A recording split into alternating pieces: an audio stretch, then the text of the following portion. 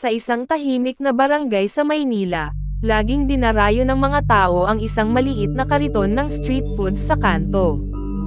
Doon makikita ang iba't ibang paborito, kwek-kwek, fishball, kikiam, at higit sa lahat, ang pinakaabangan ng lahat, isaw. Ang nagtitinda ay si Mang Erning, isang tahimik at misteryosong matanda. Ayon sa mga kapitbahay, matagal na raw itong naglalako ng isaw at hindi man lang tumatanda ang itsura. Palaging maitim ang mga kuko at may kakaibang amoy ang kanyang kariton, hindi lang basta usok ng uling, kundi parang may halong panas na dugo.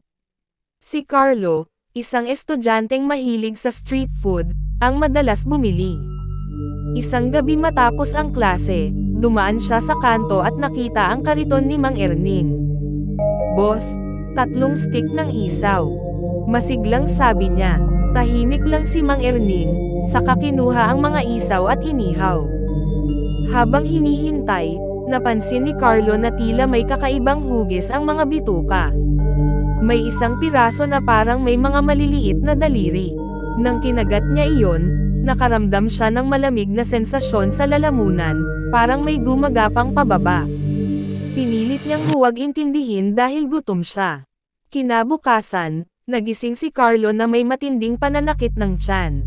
Nang sumilip siya sa salamin, napansin niyang nangangitim ang gilid ng kanyang mga mata.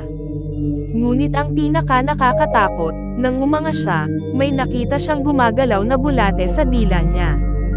Kinilabutan siya, nagsuka, at doon niya natiyak na hindi normal ang isaw na kinain niya. Hindi lang siya ang nakaranas nito. Marami ring kabataan at estudyante ang biglang nagkakasakit matapos kumain kay Mang Erning. Ang iba'y bigla na lang nawawala at hindi na muling nakikita. Ang sabi ng mga nakatira malapit sa kanto, tuwing madaling araw, may naririnig silang sigaw mula sa kariton.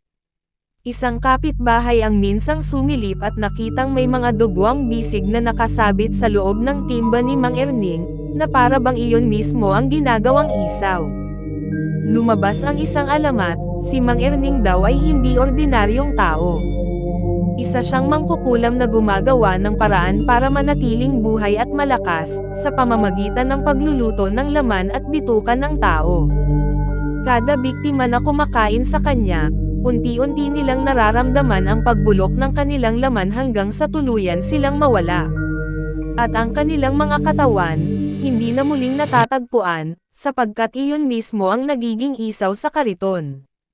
Isang gabi, muling dumaan si Carlo sa kanto, dala ng matinding gutom.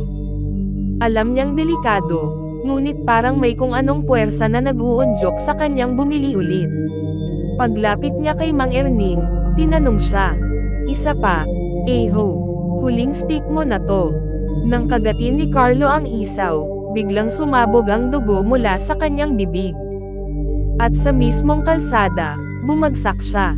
Kinabukasan, may bagong stick ng isaw sa kariton ni Mang Erning, mas sariwa, mas masarap, at mas nakakatakot. Hanggang ngayon, sa ilang kanto sa Maynila, may mga naglalako ng isaw na hindi mo alam kung saan talaga galing. Kaya kapag bumibili ka ng street food sa gabi, tandaan mo, siguraduhin mong alam kung sino ang nagtitinda. Dahil baka ang kinakain mo ay hindi lamang bituka ng manok, kundi bituka ng tao.